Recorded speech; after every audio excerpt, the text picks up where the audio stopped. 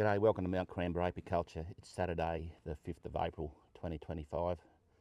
Stunning day here in mid-north coast of New South Wales, Australia. Just a beautiful autumn sunny day, perfect weather for beekeeping. Just want to say good day to my friend Ahmed down in Sydney.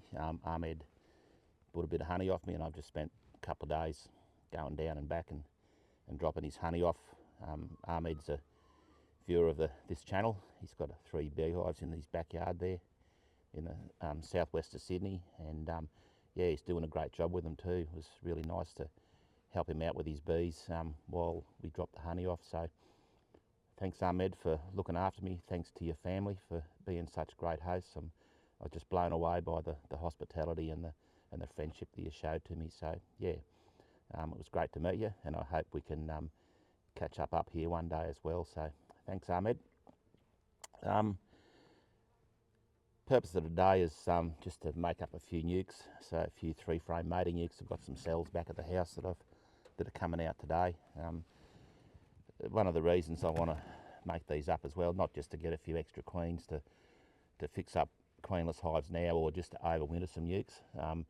It's a great way of using those frames that have had a synthetic treatment in them. So once they've had a Baverol or fluvalinate amidine type treatment, you can't pull those frames up into the honey supers like we used to get them out of the brood box. So another alternative that my preferred method will just be to take them out and make up breeding nucs or mating nucs out of them. So just we'll go through the process now and try and explain it a bit further as I go. Yeah, so let's go and hop in a few hives and make up some mating nucs. Alright, so we're down in the brood box of this hive. This was treated with Baverol quite a while ago. I think the mite count's got to about 30 in this one, just from memory. So first thing I want to do is just identify that all these frames have had Baverol in them, so a bee will do.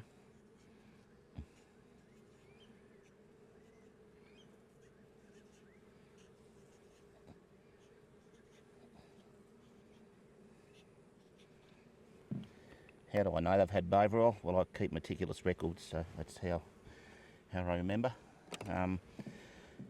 So the objective of that is to not have those old brood frames come up into a honey super.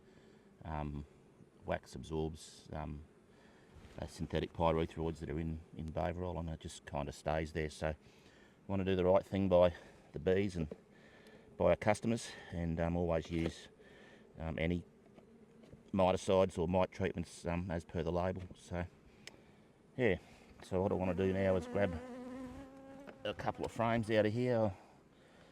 First objective will be to find the queen so she doesn't go with them.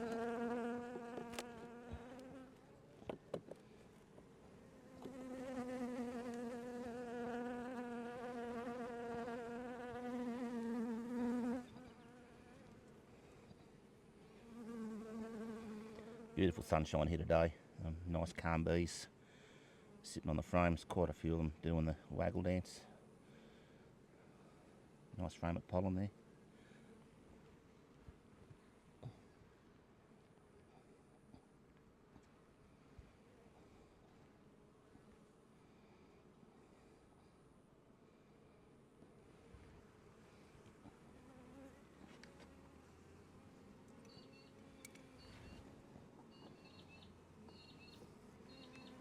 Pull that frame out there so that if the queen's running that way, she won't go right to that wall frame.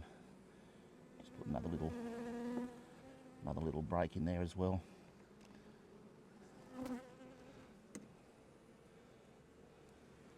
So there's our drone comb. These are starting to run out of oomph as the days get shorter and the weather gets cooler. Although I was looking at another hive at Mt.Coramba this morning and it had quite a bit of drone brood in it. I can't see much activity in that.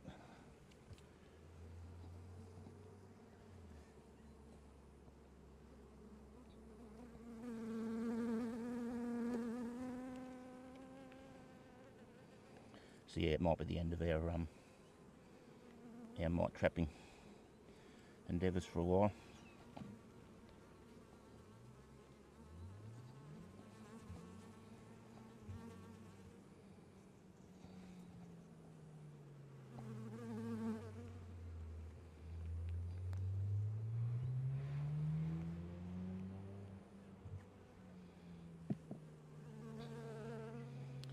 Nice frame of sealed and unsealed brood there.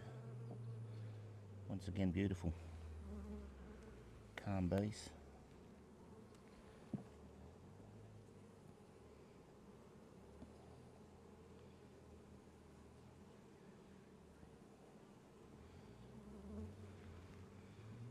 Just looking for that queen.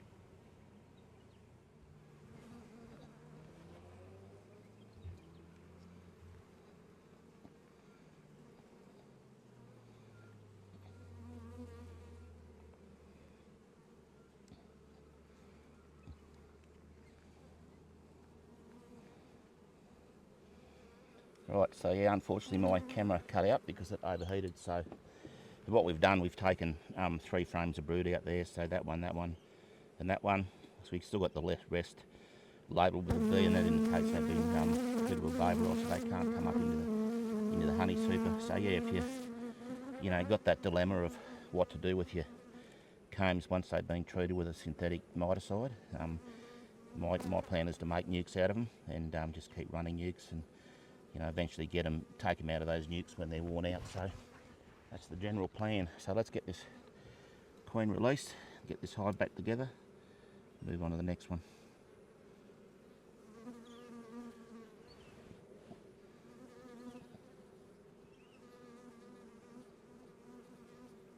Let's go.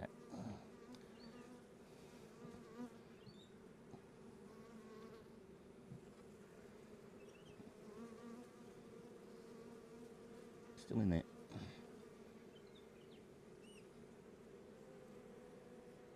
Come on.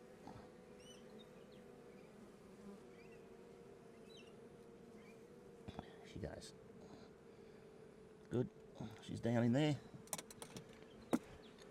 Righto, let's get on to the next one.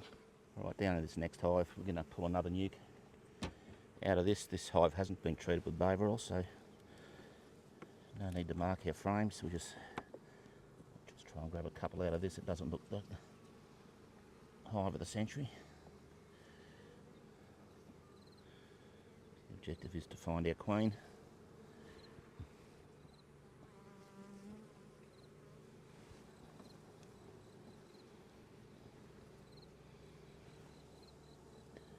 Yeah, they're quite slow to lay those green combs up now.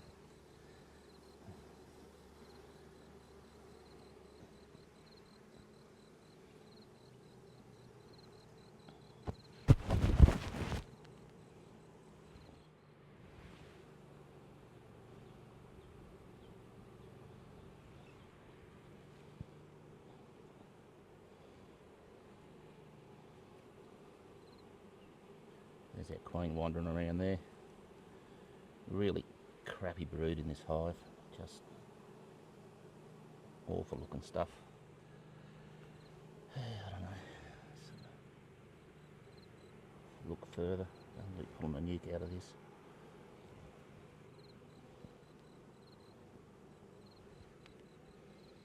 Really patchy. What a dud.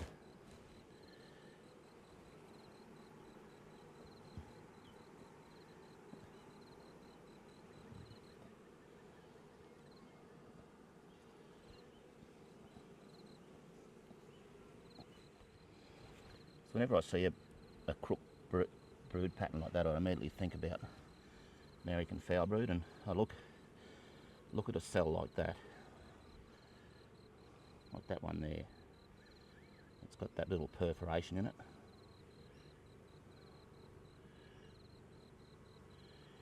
The contents are quite gooey and brown, but it's granular, so it doesn't rope out. So I'm leaning more towards European Foulbrood. There's another one there with the, so it's not roping. There's another perforation there. So yeah, I'm not thinking AFB, I'm thinking EFB, and I have had a bit in another hive at a different site, so yeah, that's really quite poor brood.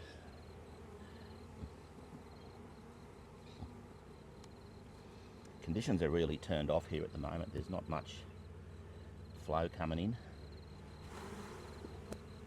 I think that's partly why they're struggling.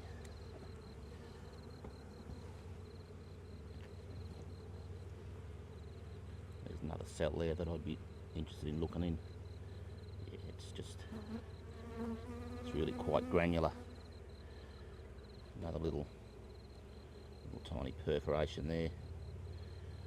Dead larvae, but it's not AFB, it's probably EFB. Let's have another look at another one here.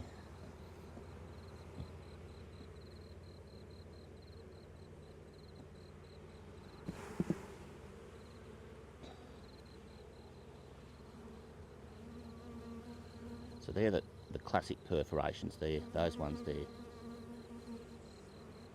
That's what you need to be looking in.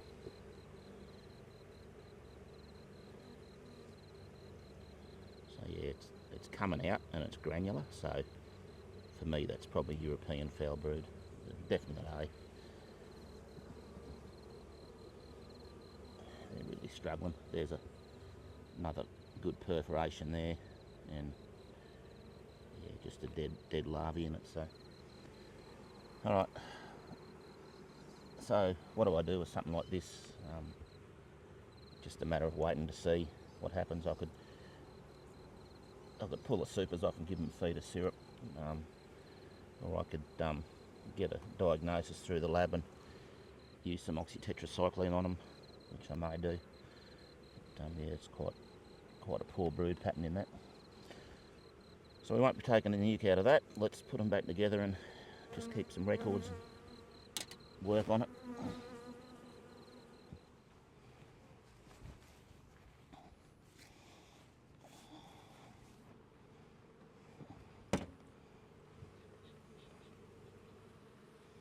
Righto, so we're down in the brood box at the next one. Let's see if we can get a nuke out of this.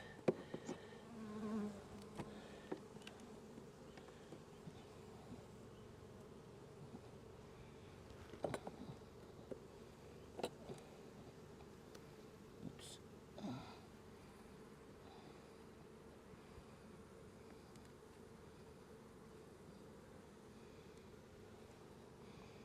So that wall frame, little patch of brood and a bit of pollen in there, so doing nicely.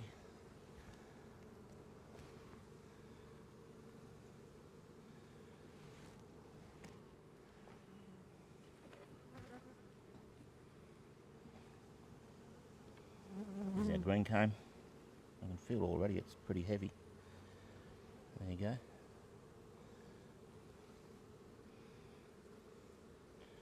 Some hives just lay these up 100% bang, and others won't touch them at all. So yeah, it's pretty hit and miss, but still I think a quite effective mechanical method of mite control. So I'm going to keep doing it.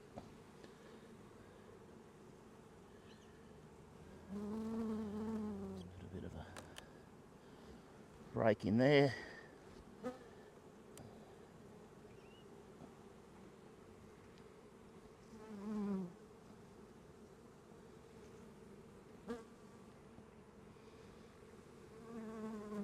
Bees are sitting nicely on those combs, it's good. So we can find a queen here, we'll pull a nuke out of this fella.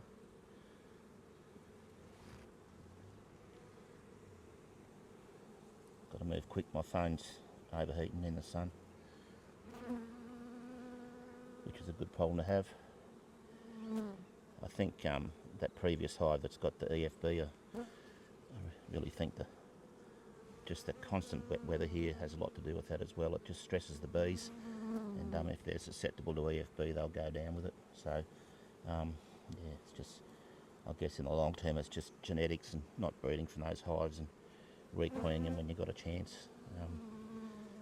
To get OTC, to get oxytetracycline to treat that hive, which I'm allowed to do, got to send a sample in and, you know, go to the vet with a prescription and ask for oxytetracycline, and they don't really know what you want it for, and they hum and ha and carry on. And, you know, I'm 100% confident that's EFB and not AFB. You know, I can just go to the local produce store and buy it off the shelf, you know. So I mean, I always do the right thing, but yeah, I really think the requirements for bees are a bit over the top in terms of, you know, I've done the pest and diseases course. I know what I'm looking at. I don't see why I just can't go and get a bottle of OTC and treat the hive, you know. Yeah. Anyway, so there's our queen there, walking around there. Let's grab her. Alright, so she's nice and safe in that queen cage. Quickly pull a nuke out of here. So they're strong enough for me to take 3 frames out, which I'll do. There's a nice frame of Foulbrood there.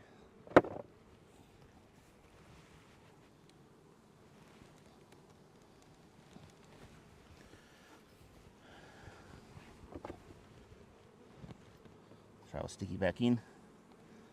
Another frame of brood with the bees attached. They look good.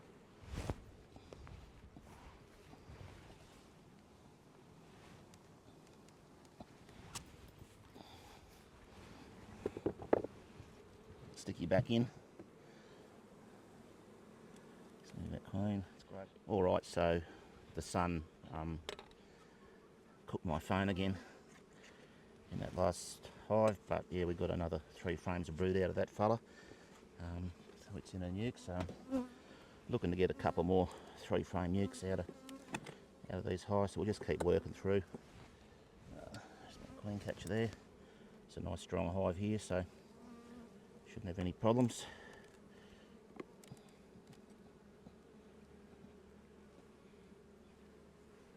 I'm filming from the other side now too, so it hasn't got the full force of the sun on it. So that wall frame is full of pollen. Yeah, it's disappointing to find those hives like that one with the presumed EFB in it. I guess it's a lesson too that, you know, something like that, while it might have staggered through in the past, it's certainly not going to cope with varroa.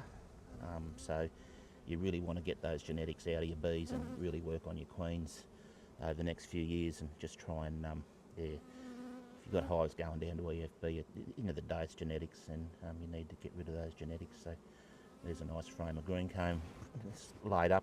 They're just about to be capped there. So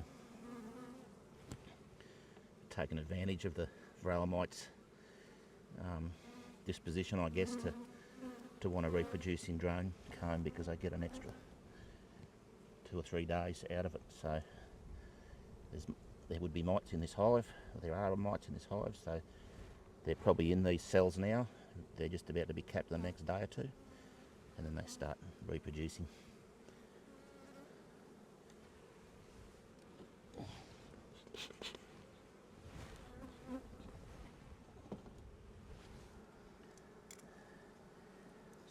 Break here to stop that queen from running to the back edge.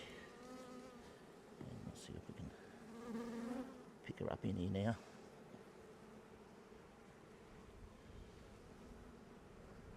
Nice calm bees, plus it's just a great day for beekeeping.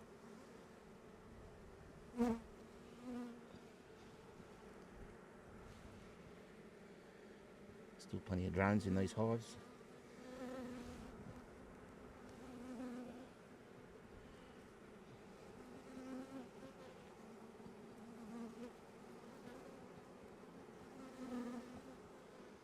This is heavy. It's full of seal brood. Pretty to look at.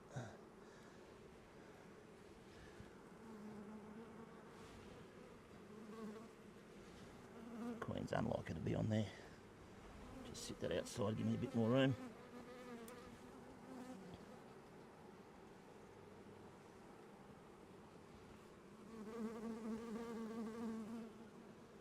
Another frame of brood, nicely laid up. Nice healthy cappings. Unlike the one we looked at previously. And there's my queen walking around there. So let's grab her. No, you're not hurt. Alright, she's nice and safe there. Let's pull a 3-frame nuke out of this. She can go straight out.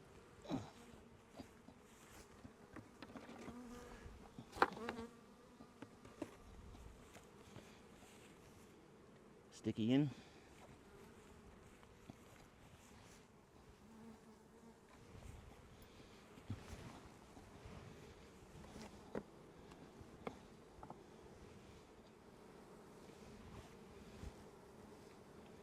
Grab another frame. Looks good.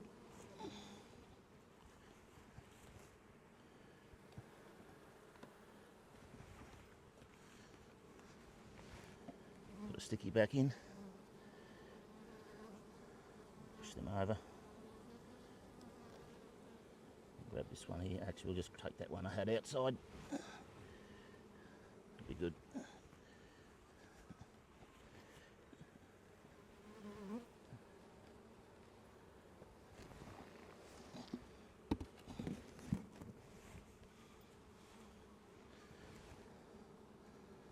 Push that over there. Put that other sticky in there. So that's a good strong hive. They'll pick up again in no time. Then keep going.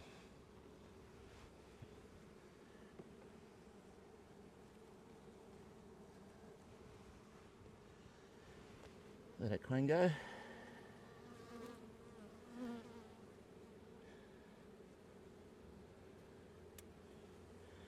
she goes. Good up.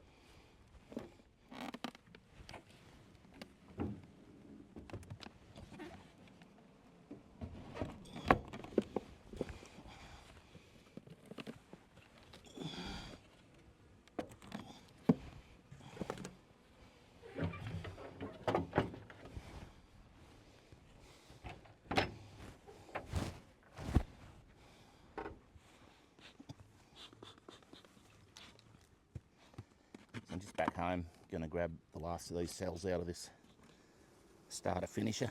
Can't remember how many's left, we'll have a look.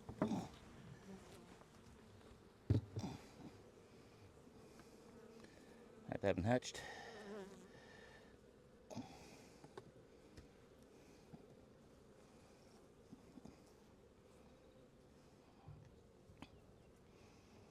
Yeah, 1, 2, 3, 4, 5, 6. That'll be plenty.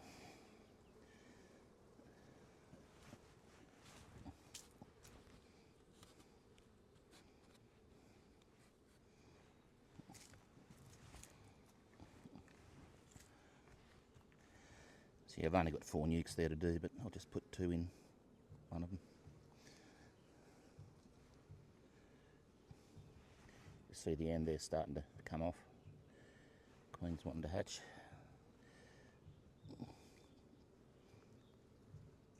Not the best cells I've ever done, but we'll see what comes out of them.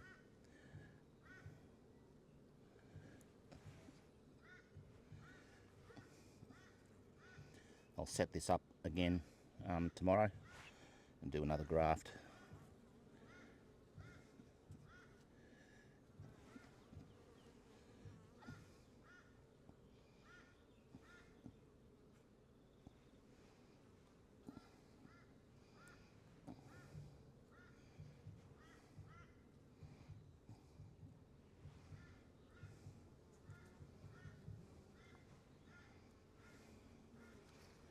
Right.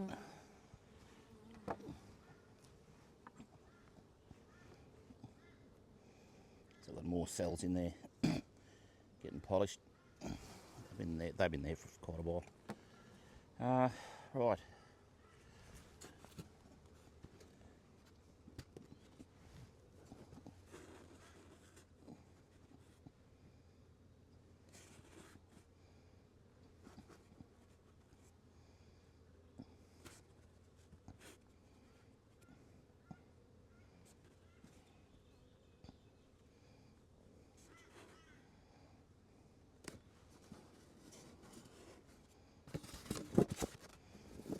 Very good.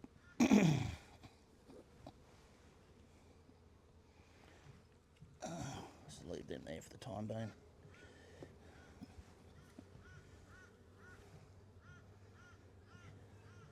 I'll rearrange this in the morning and we'll get it ready for another set of cells, set of grafts. Right, let's head to Coramba and get these cells in.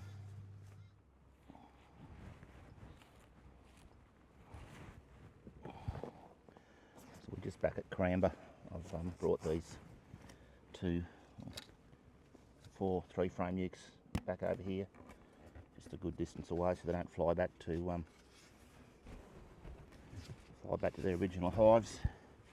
Mostly nurse bees anyway, so got seven cells to go in 4 nucs, so we'll double up on a few.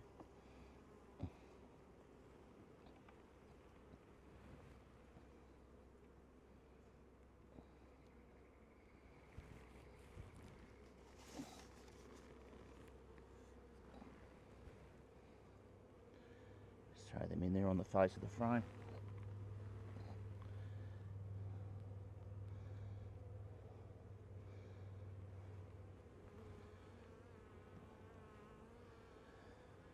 Oh, not thinking that through, am I? Let's pull that out.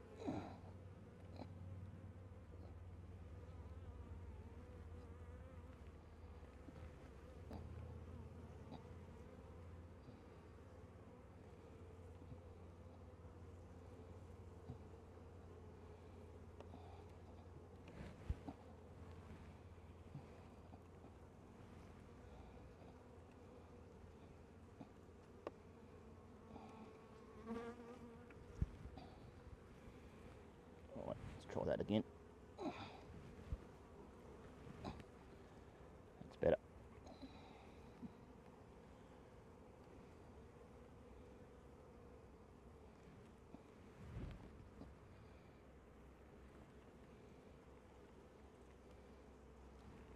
That's one.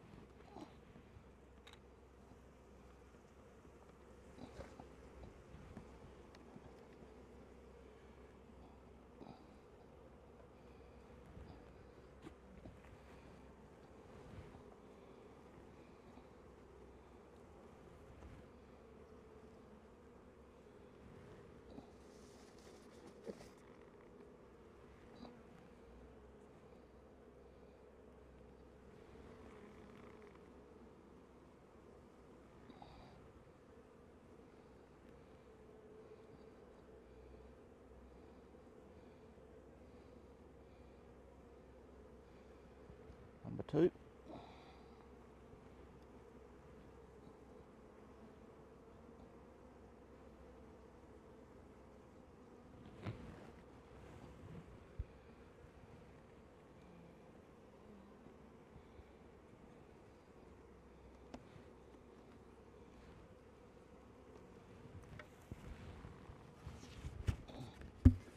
Lid on that fella.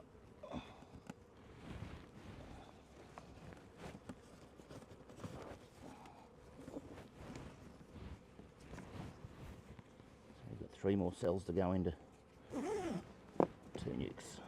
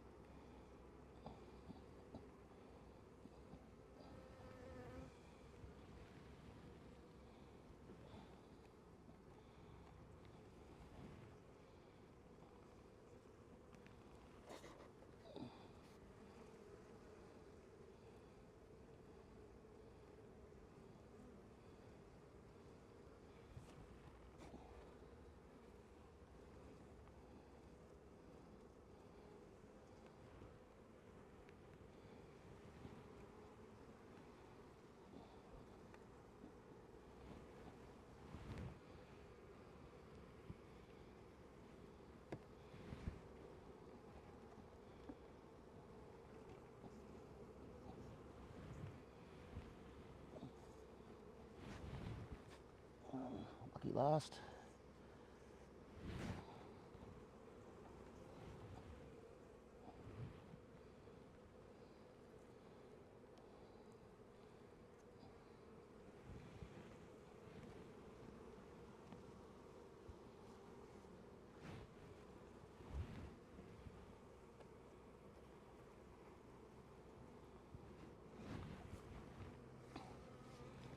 Good-o, that's today's work done.